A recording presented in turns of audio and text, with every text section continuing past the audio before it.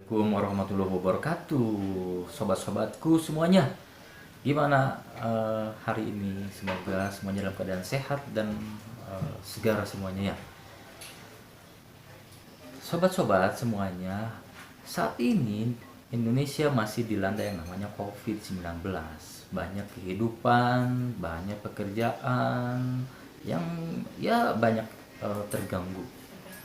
Yang bekerja sebagian besar ada yang di rumah, yang jualan yang biasanya harus eh, karena kurangnya aktivitas, akhirnya banyak juga yang tidak jualan. Tapi hidup harus selalu, bukan selalu, tapi hidup memang harus terus berjalan. Apa yang harus kita lakukan? Oke, saya Asep Rudiana, seorang karyawan BUMN, ingin berbagi dengan Anda.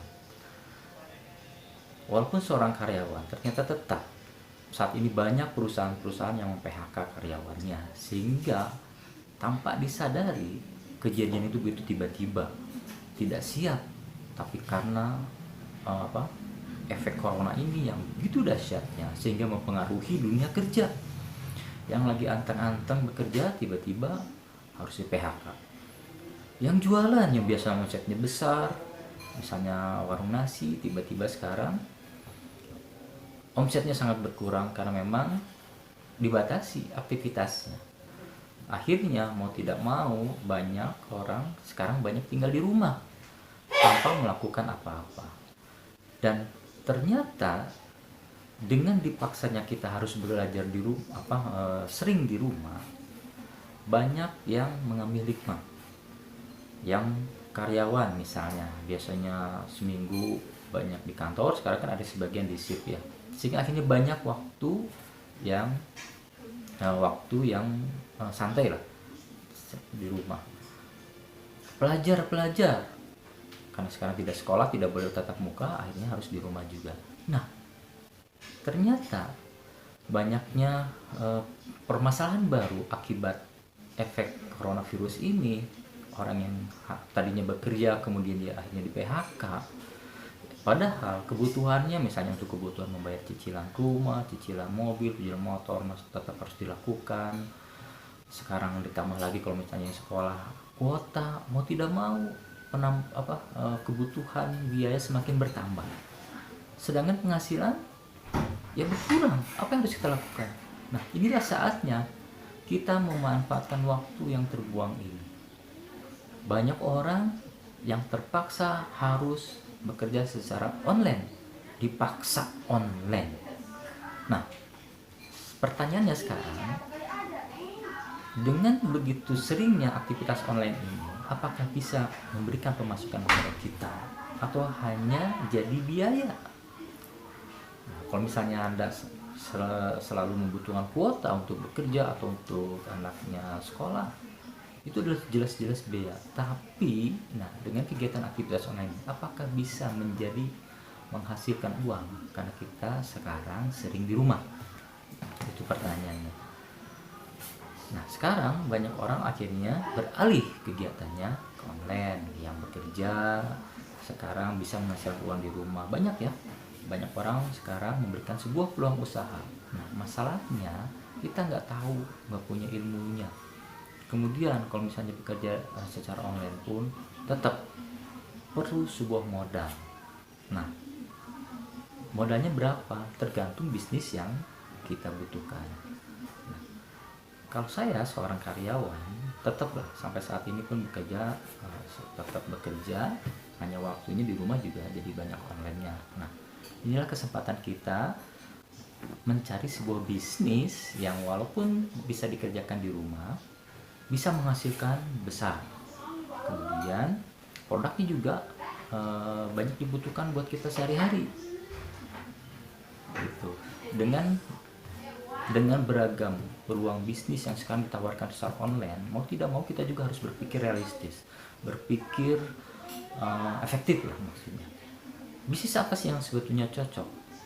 Kalau saya menawarkan sebuah bisnis yang memang produknya dibutuhkan dalam kehidupan sehari-hari. Ini sebagai contohnya. Nah, ini produk ini adalah buat penghemat BBM kita. Mau tidak mau kita juga tetap kan harus menghemat buat kendaraan kita. Ada lagi ini untuk kendaraannya.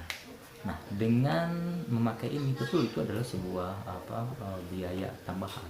Tapi kalau kita berpikir dengan lebih cerdas, ternyata apa yang kita keluarkan, apa yang kita konsumsi untuk bahan kendaraan kita ternyata menjadi sebuah peluang bisnis dan relatif mudah untuk menjalankannya.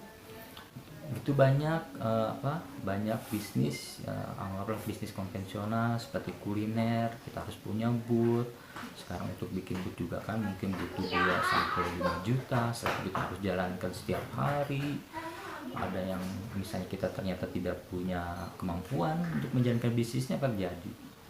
Ada yang jalan, alhamdulillah, tapi banyak juga yang gugur di tengah jalan.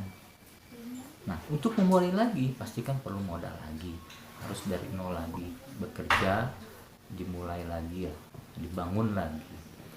Nah, tapi ada sebuah bisnis yang sama butuh modal, dan memang ketika bisnis itu dijalankan pun tidak ada jaminan untuk sukses. Karena balik lagi, sukses itu adalah tergantung kita yang menjalankannya. Tapi enaknya dalam bisnis ini sama-sama kita bangun aset, tapi dalam jangka waktu tertentu. Ketika aset itu sudah terbentuk, maka pekerjaan kita akan lebih ringan. Yang pertama. Terus yang kedua, modalnya juga tidak besar untuk menjalankan bisnis ini. Seperti hanya tadi ketika kita harus punya booth, ya 1, 2, atau 5 juta, ini hanya cukup 1,6 juta kita sudah bisa menjalankan sebuah bisnisnya. Dulu saya pernah nih awalnya gabung, ya saya pakai aja butuh karena buat kendaraan.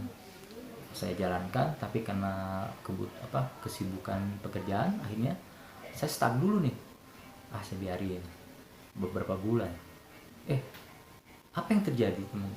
Apa yang terjadi? Ternyata teman saya yang waktu itu saya ajak bisnis, dia tidak berhenti, dia terus jalan, sedangkan sayanya stuck ya. Dia terus jalan, ternyata dia akhirnya mendapatkan sebuah reward, motor dan mobil dalam kurun waktu kurang lebih setahun lebih. Luar biasa. Kemudian ada lagi rekan di tim saya juga sama, bisnisnya jalan, sedangkan saya stuck. Bisa Bapak Ibu bayangkan kalau misalnya kita punya sebuah bisnis konvensional, ketika kita stuck, apakah mungkin hasil kita akan bertambah? Nggak mungkin. Pasti kita harus mulai lagi dari nol. Nah, ketika saya coba buka di HP, lihat nih perkembangan bisnis saya walaupun saya stuck, saya kaget. Ternyata asetnya yang di jaringan saya itu ternyata bertambah besar. Padahal sayanya sendiri ya tadi stuck.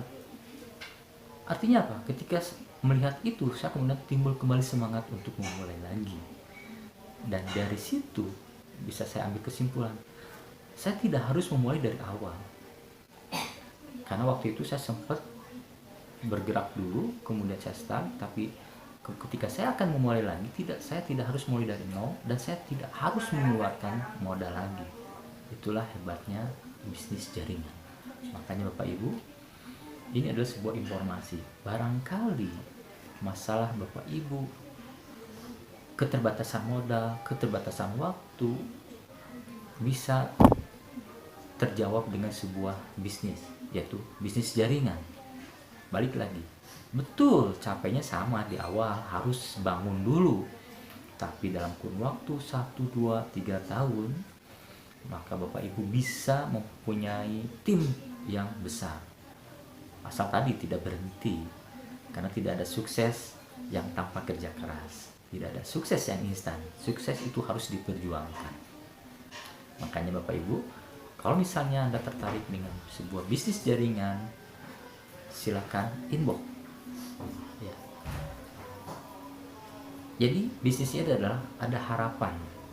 Memang tidak menjamin semua bisa sukses semua bisnis ini, tapi di bisnisnya ada sebuah harapan. Kalau Bapak Ibu tidak mengambil action sama sekali, ya jelas tidak ada harapan apapun, tetap seperti ini, tidak akan berubah. Tapi ketika Bapak Ibu mengambil sebuah tindakan, masih ada harapan untuk masa depan yang lebih baik. Ingat, keluarga, anak, pasti ingin kita bahagiakan. Nah, inilah salah satu solusi yang bisa semua diambil ya. Nah, actionnya tadi, kalau misalnya tertarik dengan video ini, silakan inbox ataupun share kepada teman. Kalau misalnya tidak, ya sudah, lupakanlah video ini. Terima kasih. Saya tunggu di inbox untuk info berikutnya. Bye bye.